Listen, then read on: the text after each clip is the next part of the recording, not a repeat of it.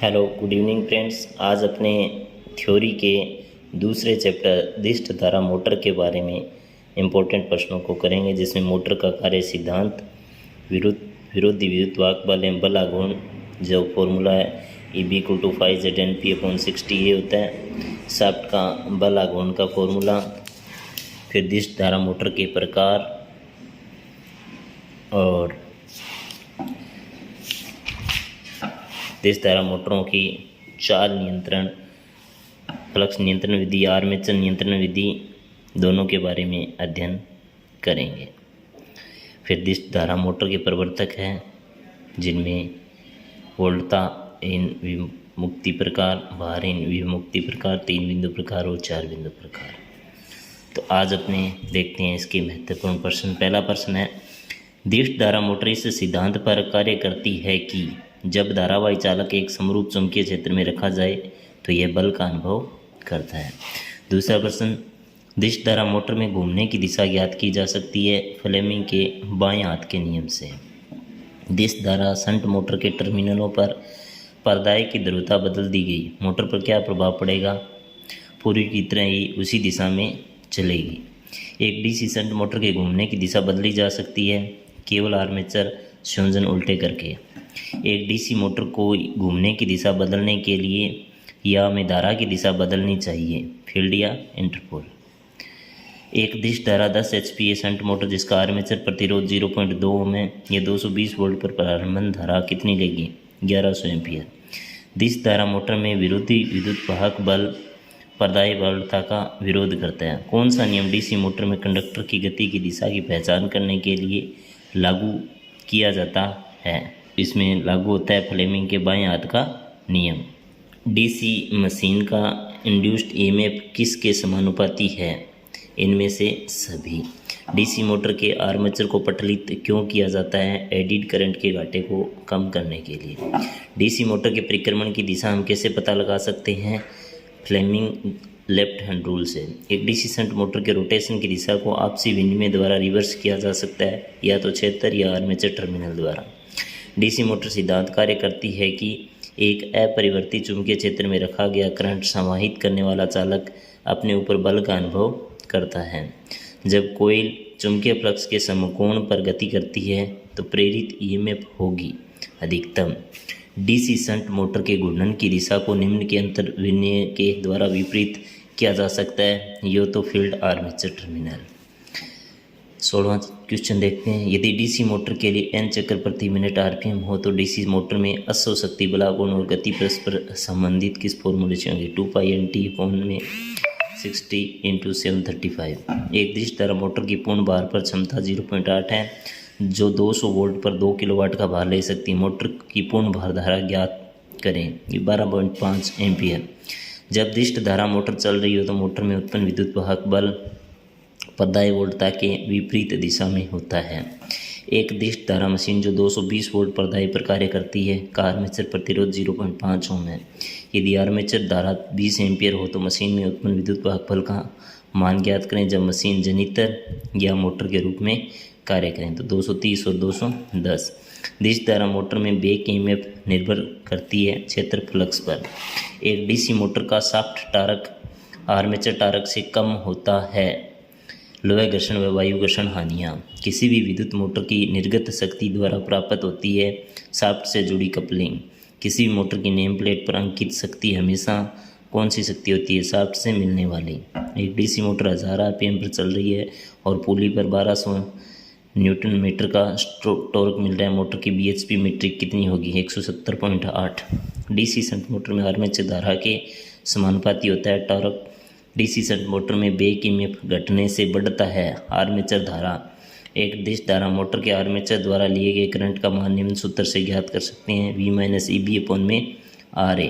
दिष्ट धारा मोटर का विरोधी विद्युत वाहक बल निर्भर करता है फील्ड फ्लक्स पर। दिष्ट धारा मोटर का बल आघूर्ण समानुपाती होता है आर्मेचर करंट व फील्ड करंट। एक दिष्ट धारा मोटर का आर्मेचर प्रतिरोध 0.5 ओम है, पर्दाई वोल्टता 120 है। जब इसका विरोधी विद्युत वाहक बल 110 वोल्ट हो तो आर्मेचर धारा कितनी होगी? 20 एम्पियर। दिष्ट धारा मोटर में प्रारंभ में प्रतिरोधी विद्युत वाहक बल 0 होता है। एक ब्रेक टेस्ट में ब्रेक पुली का व्यास 20 है और स्प्रिंग बैलेंस में 10 किलोग्राम है, 2 किलोग्राम की पाठ्यांक पड़ेगी, तब टॉर्क कितना होगा 0.8। एक दिश धारा मोटर की टर्मिनल पर दायी वोल्टता 230 वोल्ट व विरोधी विद्युत भाग पर 220 वोल्ट है और आर्मेचर प्रतिरोध 0.2 ओम है, तो आर्मेचर धारा कितनी होगी 50 एम्पियर। एक दिश धारा मोटर का प्रारंभन प्रतिरोध प्राय होता है कुछ ओम केवल। दिश धारा मोटर में टारक किसके समानुपाती होता है, आर्मेचर धारा व क्षेत्र धारा के। दिश धारा मोटर में शाफ्ट बल गुण आर्मेचर में उत्पन्न बल गुण से कम होता है, क्योंकि मोटर में लोहा घर्षण और वायु घर्षण हानियाँ होती है। यदि एक दिश धारा मोटर के आर्मेचर का प्रतिरोध RA बराबर 0.20 ओम है और आर्मेचर धारा 35 एम्पियर से 60 एम्पियर हो जाती है, तो इसका विरोधी विद्युत भाग बल कम हो जाएगा 5 वोल्ट। दिश धारा श्रेणी मोटर में यदि आर्मेचर धारा 50% कम कर दी जाए तो मोटर का बल गुण हो जाएगा पूर्व मान का 25%। दिश धारा मशीन में उत्तेजन कुंडली कुंडलित होती है ध्रुवों पर। एक दिश धारा श्रेणी मोटर के फील्ड डाइवर्टर का विवरण निम्नलिखित में से होगा। यदि आर्मेचर प्रतिरोध 1 ओम व क्षेत्र प्रतिरोध 0.5 ओम है और मीटर की परिचालन वोल्टता 220 वोल्ट और एक अश्व शक्ति उत्पन्न कर रही है, 1 ओम 4 एम्पियर। डीसी मोटर में बैक ईएमएफ के आनुपातिक है गति के। मोड़ने या मरोड़ने के क्षण को बल दूरी के इर्द गिर्द को कहा जाता है टॉर्क। एक 220 वोल्ट डीसी शंट मोटर जब 500 आरपीएम पर चलती है, इसका armature current 50 ampere, back EMF 210 volt है, टॉर्क 2 गुना बढ़ जाता है। बैक ईएमएफ 220 वोल्ट है, नई गति क्या होनी चाहिए 476 आरपीएम। डीसी मोटर का बैक ईएमएफ की गणना करने के लिए किस सूत्र का प्रयोग होगा, तो इसके लिए सी हो जाएगा। एक DC motor series electrical traction के लिए सपने उपयुक्त है, क्योंकि इससे शुरुआत के समय उच्च बल विकसित होता है। यदि डीसी मोटर का आर्मेचर घूमता है तो उत्पन्न ईएमएफ कैसे होता है, बैक ईएमएफ। डीसी मशीन की कार्यदक्षता उच्चतम कब होती है, परिवर्तनीय घाटा यदि स्थिरांक घाटे जितना हो। समान एचपी रेटिंग और पूर्ण भार गति के लिए निम्नलिखित में से किस मोटर का स्टार्टिंग टॉर्क खराब होता है, डिफरेंशियली कंपाउंडेड। डीसी मोटर के आर्मेचर द्वारा बहती धारा के प्रत्यक्ष आनुपातिक होती है अपेक्षित बल गुण। कौन सा डीसी मोटर फ्लाई व्हील का उपयोग करता है, कुमुलेटिव कंपाउंडेड। एक रोटेटिंग विद्युतीय मशीन में उत्पन्न टॉर्क अधिकतम होगा जब टॉर्क कोण 90 डिग्री होगा। किसी भी मोटर की नेम प्लेट पर निर्देशित आउटपुट सदैव होगी शाफ्ट पर आउटपुट शक्ति। एक स्थिर घूर्णन के लिए यदि शंट मोटर की आर्मेचर प्रतिरोधकता को 2 गुना कर दिया जाए तो आर्मेचर करंट बन जाएगा, समान रहेगा। एक 4 पोल 220 वोल्ट 10 एचपी की शंट मोटर 320 आरपीएम की गति पर घूर्णन करिए, विकसित उपयोगी घूर्णन बल कितना होगा 219.484 न्यूटन मीटर। परिवहन वाहन के लिए परिवर्तन के लिए आप किस प्रकार की मोटर का चयन करेंगे, डीसी श्रेणी मोटर। निम्नलिखित में से किसके प्रयोग के लिए डीसी शंट मोटर प्रयुक्त होती है, मशीनी औजार चालन। एक ट्रक के सेल्फ स्टार्टर का प्रतिरोध 70 मेगा ओम है, मिली ओम है। बैटरी में 24 वोल्ट से 14 वोल्ट तक ड्रॉप हो जाते हैं। जब ट्रक को स्टार्ट किया जाता है बैटरी का आंतरिक प्रतिरोध RIB व ट्रक का इनपुट करंट I मैक्सिमम ज्ञात करें, ये हो जाएगा। निम्न चित्र में डीसी शंट मोटर का सेकेंडरी डायग्राम दिखाया गया। आर्मेचर धारा I व शंट क्षेत्र ISS धारा का मान होगा, सी हो जाएगा। निम्न चित्र में एक डीसी शंट मोटर संयोजित दिखाई गई है। भार के संदर्भ में डीसी शंट मोटर के अभिलक्षण क्या होंगे, भार बढ़ने से शंट मोटर की चाल थोड़ी कम होती है। एक 220 वोल्ट डीसी मोटर के आर्मेचर प्रतिरोध का मान 0.2 ओम है और बैक ईएमएफ का मान 215 वोल्ट है। आर्मेचर धारा का मान कितना होगा 25 एम्पियर। डीसी कंपाउंड मोटर के अभिलक्षण न बदलें, परंतु इसके घूमने की दिशा बदलने के लिए आर्मेचर संयोजन बदल दें। एक डीसी कंपाउंड मोटर में शंट वाइंडिंग की तुलना में श्रेणी क्षेत्र वाइंडिंग से कुंडलित होती है, कम टर्न मोटे तार। एक डीसी मोटर जो 120 वोल्ट से जुड़ी है का आर्मेचर प्रतिरोध 0.5 ओम और बैक ईएमएफ का मान 110 वोल्ट है, तो आर्मेचर धारा का मान होगा 20 एम्पियर। एक डीसी मोटर का आर्मेचर पटलित होता है क्योंकि इससे और धारा हानियाँ कम की जा सकती है। निम्नलिखित कथन में से कौन सा कथन दिश धारा श्रेणी मोटर के लिए सत्य है, इसकी फील्ड वाइंडिंग मोटे तार व कम टर्नों से कुंडलित होती है। डिफरेंशियल कंपाउंड मोटर की चाल व भार अभिलक्षण के समान होते हैं, उपरोक्त में से कोई नहीं। एक कम्युलेटिव कंपाउंड मोटर अपनी क्षमता अनुसार चाल पर चलती है जब यह पूर्ण भार पर हो। डिफरेंशियल कंपाउंड मोटर का उपयोग कर सकते हैं, उपरोक्त में कोई नहीं। कंपाउंड मोटर की घूमने की दिशा बदलने के लिए यदि केवल शंट क्षेत्र कुंडलन के टर्मिनल बदल दिए जाए तो घूमने की दिशा अभिलक्षण भी बदल जाएंगे। एक ऐसी डीसी मोटर जिसकी चाल व भार विलक्षण दोनों श्रेणी मोटर व शंट मोटर के तुल्य हो वह कहलाती है कम्युलेटिव कंपाउंड मोटर। एक long shunt DC compound motor जो 220 वोल्ट 50 एचपी क्षमता की एक आर्मेचर प्रतिरोध 1 ओम है, श्रेणी क्षेत्र प्रतिरोध भी 1 ओम है और शंट क्षेत्र प्रतिरोध 220 ओम है। मोटर की शंट क्षेत्र धारा का मान होगा 1 एम्पियर। एक 220 वोल्ट 5 एचपी लघु शंट डीसी कंपाउंड मोटर का आर्मेचर प्रतिरोध श्रेणी शंट क्षेत्र व शंट क्षेत्र प्रतिरोध क्रमशः 1 ओम 220 ओम है। यदि यह मोटर लाइन से 17 एम्पियर धारा ले रही तो शंट क्षेत्र का मान होगा 0.927 एम्पियर। कंपाउंड मोटर में 2 क्षेत्र होते हैं। एलिवेटर के लिए निम्नलिखित में से कौन सी मोटर सबसे अच्छा कार्य करेगी? श्रेणी मोटर। एक कम्युलेटिव कंपाउंड डीसी मोटर पूर्ण भार पर 900 आरपीएम पर चल रही है। यदि अचानक श्रेणी क्षेत्र कुंडलन लघुपथ हो जाए तो मोटर की पूर्ण भार पर चाल होगी 900 आरपीएम से अधिक। एक कम्युलेटिव कंपाउंड में श्रेणी क्षेत्र में शंट फील्ड की मदद करेगा।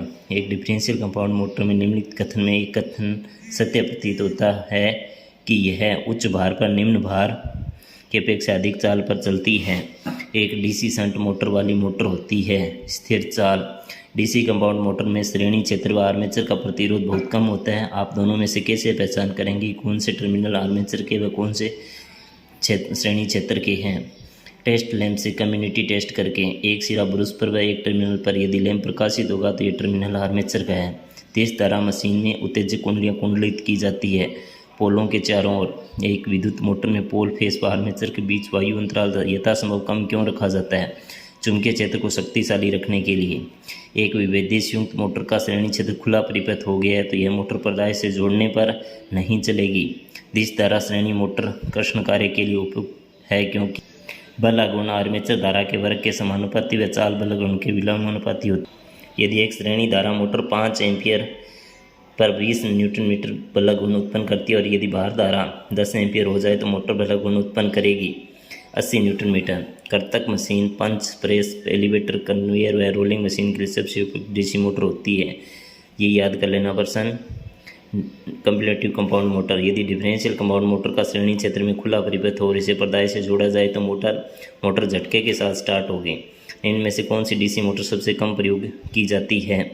Differential compound. किस प्रकार की डीसी मोटर लिफ्ट के लिए प्रयोग की जाती है? डीसी संचय यौगिक मोटर।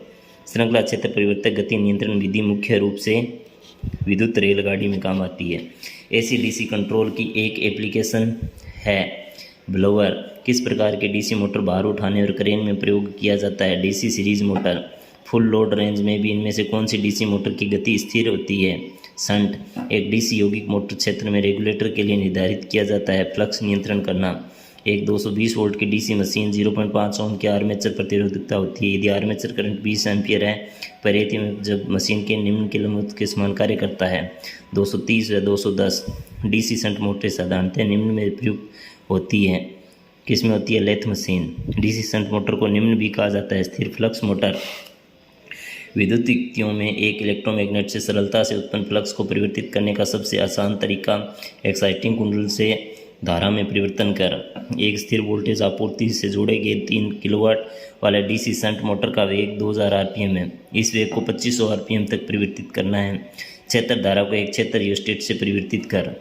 यदि एक डीसी मोटर का फ्लक्स व भार स्थिर हो और आर्मेचर के पार से 5% वोल्टता बढ़ा दी जाए तो मोटर की चाल क्या होगी? 5% बढ़ जाएगी। यदि एक दिश धारा श्रेणी मोटर की श्रेणी क्षेत्र कुंडलन में फ्लक्स को तो मोटर की चाल घट जाती है। बढ़ाया जाए। एक डीसी सीरीज मोटर को यदि भार के बिना स्टार्ट किया जाए तो इसकी चाल बहुत अधिक हो जाएगी। यदि डीसी मोटर का फ्लक्स शून्य हो जाए तो इसकी चाल हो जाएगी अनंत। एक डीसी मोटर की चाल को द्वारा नियंत्रित करके परिवर्तित किया जा सकता है उपरोक्त सभी।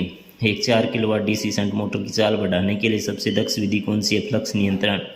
शंट फील्ड चाल नियंत्रण विधि से संबंधित कौन सा कथन असत्य है? फील्ड रियोस्टेट में IO2R हानियाँ बहुत अधिक होती है।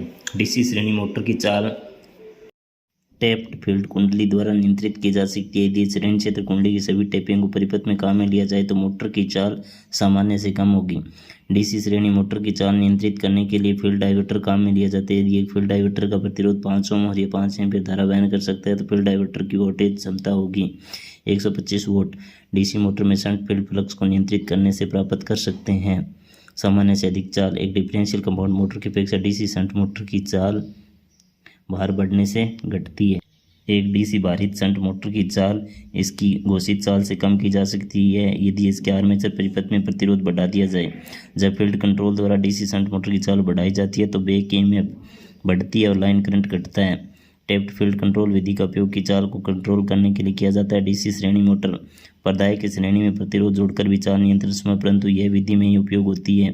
केवल श्रेणी मोटर फील्ड क्षेत्र परिपथ के श्रेणी में प्रतिरोध जोड़कर चाल में परिवर्तन किया जा सकता है। यह संभव है शंट व कंपाउंड प्रकार की दोनों मोटरों में। एक डीसी शंट मोटर में फील्ड की रियोस्टेटिक कंट्रोल विधि में मोटर की चाल शून्य भार व पूर्ण भार पर लगभग स्थिर रह सकती है। चाल में परिवर्तन के लिए शंट फील्ड रियोस्टेट के प्रतिरोध का मान होना चाहिए।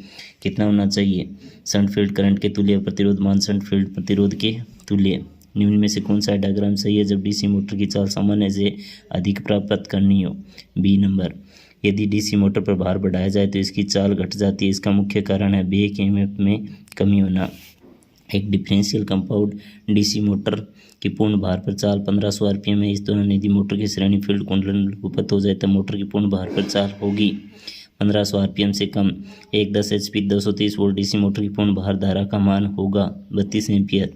एक डीसी श्रेणी मोटर की चाल को नियंत्रित किया जा सकता है फील्ड डाइवर्टर से। कई प्रयोगों में डीसी मोटर की चाल को बड़ी रेंज में और बहुत फाइन शुद्धता के साथ नियंत्रित करना पड़ता है। ऐसे अवसरों पर अपनाई जाने वाली विधि है वार्ड लियोनार्ड कंट्रोल। एक पूर्ण भारित डीसी शंट मोटर का फील्ड फ्लक्स यदि शून्य की तरफ कम होने लगे तो इसकी चाल शून्य की ओर कम होने का प्रयत्न करेगी और लाइन करंट बढ़ेगा। वार्ड लियोनार्ड विधि से डीसी मोटर की चाल को नियंत्रित किया जा सकता है सामान्य से अधिक केवल एक दिशा में। वार्ड लियोनार्ड पद्धति में चाल नियंत्रण के लिए जो मोटर कंट्रोल की जाती है वह होती है पृथक उत्तेजित मोटर। एक डीसी शंट मोटर की घोषित चाल 1500 आरपीएम है। कुछ कार्य के लिए मोटर की चाल 1800 आरपीएम आवश्यक हो गई तो थोड़े समय के लिए चाहिए। इस कार्य के लिए निम्नलिखित विधि में से कौन सी विधि उचित होगी? फील्ड प्रतिरोध नियंत्रण। यदि एक डीसी मोटर की फील्ड वाइंडिंग में धारा का मान बढ़ा दिया जाए तो मोटर की चाल घट जाएगी।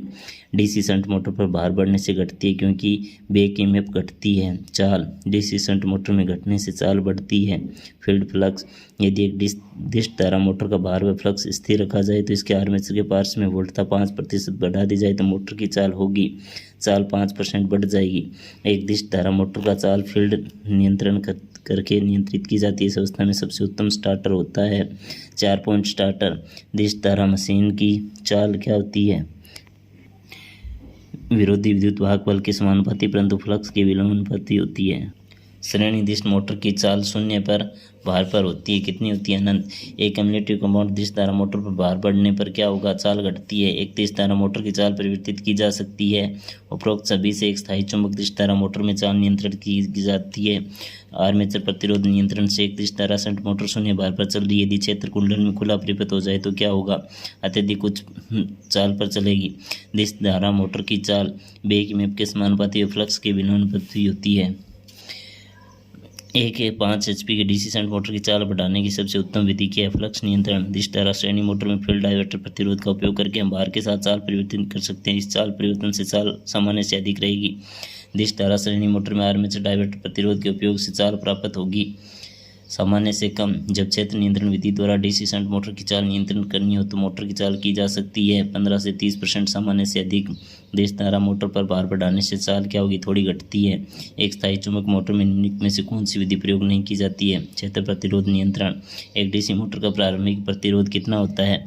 कुछ ओम केवल। एक डीसी मोटर में अगर क्षेत्र खुल जाता है मोटर के चलने दौरान मोटर का क्या होगा? मोटर खतरनाक गति से चलती है और हो सकता है कि जल जाए।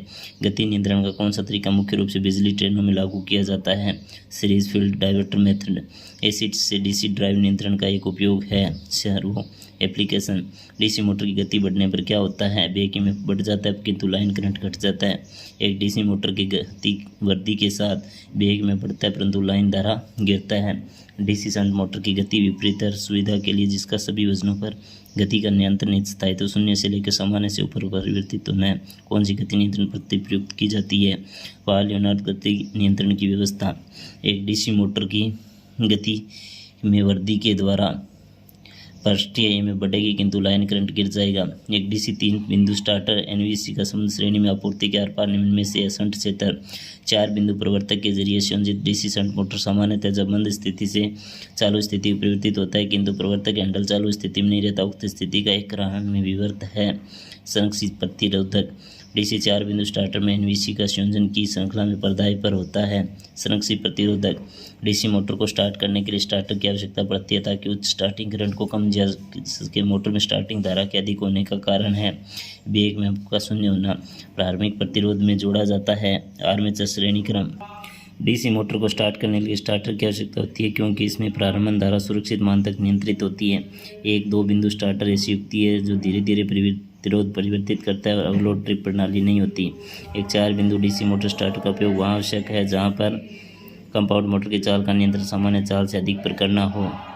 एक डीसी शंट मोटर के शंट फील्ड में R1 अतिरिक्त प्रतिरोध जोड़ा गया तथा आर्मेचर की श्रेणी में R2 प्रतिरोध जोड़ गया। मोटर को सुरक्षित स्टार्ट करने के लिए होना चाहिए R1 का मान न्यूनतम तथा R2 का मान अधिकतम। आप 3 बिंदु स्टार्टर में L, A और F की पहचान कैसे करेंगे? आंतरिक परिपथ का अवलोकन करके। अगला प्रश्न है, स्टार्टिंग प्रतिरोध जोड़ा जाता है आर्मेचर की श्रेणी में। एक दिश धारा मोटर में स्टार्टर का मुख्य कार्य है स्टार्टिंग धारा को सीमित करना। एक 2 बिंदु स्टार्टर ऐसी युक्ति है जिसमें धीरे धीरे परिवर्तन होती है प्रतिरोधक और बिना ओवरलोड ट्रिप के। एक दिश धारा शंट मोटर में रियोस्टेटिक कंट्रोल विधि में आर्मेचर की श्रेणी में प्रतिरोध जोड़ा जाता है। ये विधि होगी भार परिवर्तन पर अनुपयोगी। निम्न में से कौन सी मशीन को उच्च स्टार्टिंग टार्क की जरूरत पड़ती है? लोकोमोटिव। जिस तरह शंट मोटर की चाल क्षेत्र को नियंत्रित करके नियंत्रित की जाती है इस स्थिति में सबसे उपयुक्त स्टार्टर है 4 बिंदु स्टार्टर। इसके बाद अगला प्रश्न देखते हैं। चित्र में एक 4 बिंदु स्टार्टर का वायरिंग डायग्राम दिखाया गया। चित्र में लेबल ए को दर्शाता है। ऊपर वाला किसको दर्शाता है? प्रारंभिक प्रतिरोध को। प्रश्न 169 के चित्र में एक 4 बिंदु स्टार्टर का वायरिंग डायग्राम दिखाया। चित्र में लेबल बी, ये वाला बिंदु जो बी, ठीक है, ये किसको दिखाता है? ये दिखाता है एनवीसी को। सी किसको दिखाता है? सी दिखाता है एनवीसी का श्रेणी। और डी किसको दिखाता है? सी के बाद जो डी है, डी किसको दिखाता है? ओवरलोड कुंडली का आर्मेचर। अगला प्रश्न देखें। डायरेक्ट ऑनलाइन ड्यूएल बड़ी डीसी मोटर चलाने के लिए उपयुक्त नहीं है क्योंकि संभव है कि मोटर शुरू न हो। नहीं, गलत। शुरुआत का करंट बहुत ज़्यादा होगा। एक 220 वोल्ट 10 HP की एक शंट मोटर है जिसको 0.2 ओम की एक आर्मेचर प्रतिरोधकता है। बिना स्टार्टर का आर्मिक करंट क्या होगा? 1100 एम्पियर।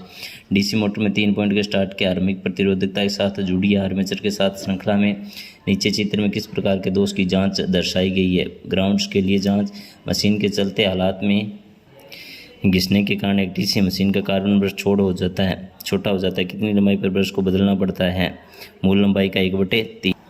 चित्र में दर्शित डीसी मोटर के किस दोष को जांच किया जा रहा है? ग्राउंड फील्ड कुंडल की जांच। प्रक्रिया वोल्टेज के साथ विद्युत उपकरण में लघुपथ होने पर उसका निराकरण क्यों नहीं किया जा सकता है? सप्लाई साइड से जुड़े अतिरिक्त धारा प्रोटेक्शन चालू होकर सप्लाई को बंद कर देगा। 180 नंबर प्रश्न देखते हैं। चित्र में एक आर्मेचर को उसकी अवस्था जांचने के लिए किए गए जांच को दर्शाया गया। इस टेस्ट का प्रकार क्या है? भूल पतित प्रवर्तक की जांच। एक रेल इंजन का दूषित मोटर बदलना है। किस प्रकार के मोटर का चयन करेंगे? डीसी श्रेणी मोटर। जब आप एक डीसी कंपाउंड मोटर के श्रेणी क्षेत्रीय व आर्मेचर को वाइंडिंग की कंटिन्यूटी टेस्ट कर रहे हो, यदि आप ये टेस्ट ऐसी सप्लाई से कर रहे हो तो ये सावधानी रखनी चाहिए कि शंट फील्ड के टर्मिनल से छूने जाए। आपको शंट फील्ड को क्यों नहीं छूना चाहिए? शंट फील्ड ट्रांसफार्मर की सेकेंडरी वाइंडिंग की तरह कार्य करता है जिसके कारण इसमें एसी के म्यूचुअल इंडक्शन के कारण उच्च वोल्टेज उत्पन्न हो जाते हैं। एक डीसी शंट मोटर के मोटर परिपथ में मेन सप्लाई में कोई दोष नहीं, फिर भी मोटर स्टार्ट नहीं हो रही है। क्या कारण हो सकता है? मोटर पर ओवरलोड या जाम होना। भार पर यदि मोटर की चाल और टार्क में भारी से वृद्धि होती है तो ये समझना चाहिए कि मोटर पर भार अधिक है। डिफरेंशियल कंपाउंड डीसी मोटर में यदि श्रेणी क्षेत्र में खुला परिपथ और मोटर के स्टार्टर से ऑन किया जाए तो क्या होगा? मोटर नहीं चलेगी। मशीन का इंसुलेशन प्रतिरोध का मान ज्ञात करने की सबसे उत्तम विधि कौन सी है?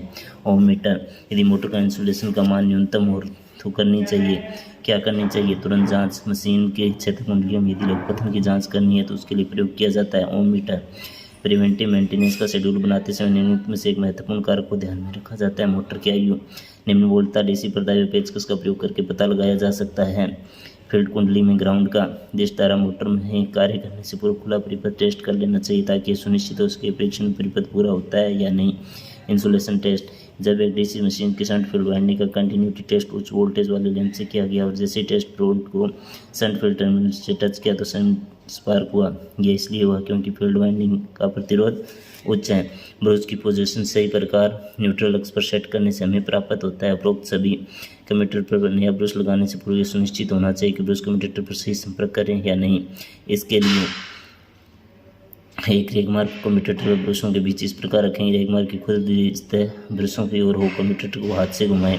कम्यूटेटर को साफ करना चाहिए। कार्बन टेट्राक्लोराइड से मोटर में खराब बेयरिंग को बदलने समय नया बेयरिंग जो उचित साइज का हो शाफ्ट में फिट करते समय बेयरिंग को रखकर हथौड़े से प्रेस करके दबा देना चाहिए। अंदर वाली रिंग पर धातु पाइप वायरिंग की खराब या सही दिशा को चेक करना चाहिए। बेयरिंग को साफ करके भारी कवर को फिट करते समय का प्रयोग करना चाहिए। मेल्ट भारी कवर को कसने के लिए को कसना चाहिए। एक स्टड को क्रॉस से आमने सामने ब्रश होल्डर रोककर आरंभ कम्यूटेटर को साफ करने के लिए प्रयोग करना चाहिए। कार्बन टेट्राक्लोराइड खराब बेयरिंग को सबसे पहले साफ करना चाहिए। मिट्टी का तेल बेयरिंग की दूसरी सफाई करनी चाहिए। पेट्रोल बेयरिंग की तीसरी सफाई करनी चाहिए। लुब्रिकेंट ऑयल डीसी मोटर पर बाहर डालने के पश्चात बहुत अधिक स्पार्किंग हुई इसका दोष मालूम करने के लिए को चेक करना चाहिए। कम्यूटेटर ब्रश मोटर झटके के साथ चलती है संभावित दोष है। फील्ड वाइंडिंग में अर्थ दोष मोटर चलते समय अधिक शोर करती है संभावित दोष क्या हो सकता है। बेयरिंग में सूखापन जब मोटर को स्टार्ट किया जाता है तो मोटर नहीं चलती है इसका क्या कारण हो सकता है। शाफ्ट जाम या गलत अलाइनमेंट मोटर थोड़ा सा भी नहीं चली परंतु फ्यूज उड़ जाते हैं। फील्ड वाइंडिंग में खुला परिपथ दोष है। ग्रीस कप बहुत गर्म हो रहे हैं। सूखे बेयरिंग है। एक डीसी मोटर के घूमने की दिशा को चेक करने के लिए घूमने की दिशा देखनी चाहिए। प्रोक्त सभी यदि डीसी मोटर में ब्रशों पोजीशन चुंबकीय उद्देश्य नक्श पर न हो तो कम्यूटेटर पर भारी स्पार्किंग होगी। यदि मोटर में चलती अवस्था में वाइब्रेशन होता है तो इसकी पहचान कर सकते हैं। आवाज़ व शोर से यदि डीसी मोटर में आर्मेचर कुंडलियों में लघुपतन हो तो इसकी पहचान यह होगी कि ब्रशों पर अधिक स्पार्किंग होगी। यदि डीसी मोटर के आर्मेचर में असंतुलन होगा तो क्या होगा। एक निश्चित चाल पर वाइब्रेशन उत्पन्न होगा। यदि मोटर की वाइंडिंग में नमी का प्रवेश हो जाए तो कम उत्पन्न हो जाता है क्या हो जाता है। इंसुलेशन प्रतिरोध एक मध्यम वोल्टता पर कार्य करने वाली विद्युत मशीन का इंसुलेशन प्रतिरोध कमाने से कम नहीं होना चाहिए।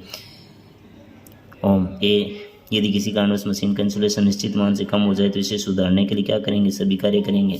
जो मशीन विकट परिस्थितियों में काम करती है उसके इंसुलेशन को अंदर टेस्ट करते रहना चाहिए। एक निम्न मध्यम वोल्टता वाली मशीन का परीक्षण 500 वोल्ट के मेगर से किया गया। यदि उसी मशीन का परीक्षण उसी अवस्था में 1000 वोल्ट के मेगर से किया जाए तो इसका पाठ्यांक क्या होगा। कम पाठ्यांक।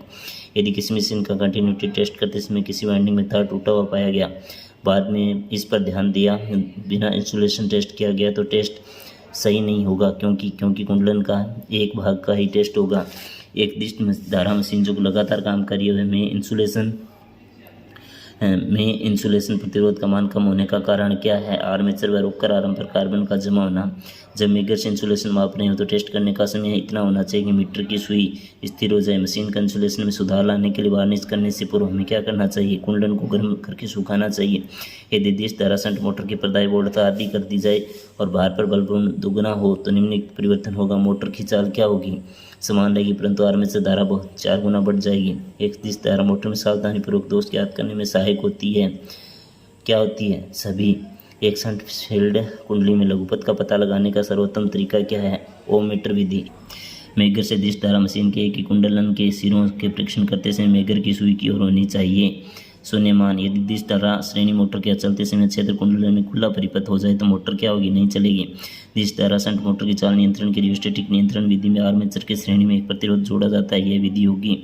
भार परिवर्तन पर अनुपयुक्त मोटर नियंत्रण व अन्य विद्युत उपकरणों का समय समय पर निरीक्षण किया जाता है। यह इसलिए महत्वपूर्ण होता है क्योंकि यह इससे होने वाली खराबी का आभास हो जाता है।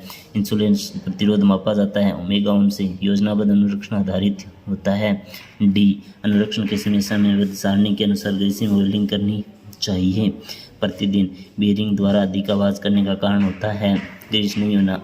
निम्नलिखित 4 कारणों में से एक कारण विद्युत मशीन में न्यून इंसुलेशन प्रतिरोध का कारण नहीं है। वह कौन सा है। कार्यस्थल पर शुष्क हवा की उपस्थिति। मेगर द्वारा किया गया कंटिन्यूटी टेस्ट विश्वसनीय नहीं होता है क्योंकि मेगर की मेगा ओम पाठ्यांक के कारण लघुपतित वाइंडिंग का दोष ज्ञात नहीं होता है। इंसुलेशन प्रतिरोध मापन के लिए सर्वोत्तम विद्युत सप्लाई है। दिश धारा किस कारण से डीसी मोटर को ब्रश चैटरिंग या हिसिंग आवाज़ निकलती। गलत ब्रश स्प्रिंग दबाव। आप ध्यान देते हैं कि एक डीसी मोटर को जब स्टार्ट किया जाता है तो वह झटके के साथ आरंभ होती है। इस प्रभाव के लिए क्या दोष हो सकता है। अंत में स्टार्ट स्पर्क टर्मिनल। एक डीसी शंट मोटर बिना भार के चल रही है। यदि फील्ड वाइंडिंग खुल जाती है मोटर की परिस्थिति क्या होगी। मोटर उच्च गति पर चलेगी। तो ये थे आपके दूसरे चैप्टरों के प्रश्न। आपको इन सारे प्रश्नों को याद करना है। आगे भी अपने करते रहेंगे। ओके धन्यवाद।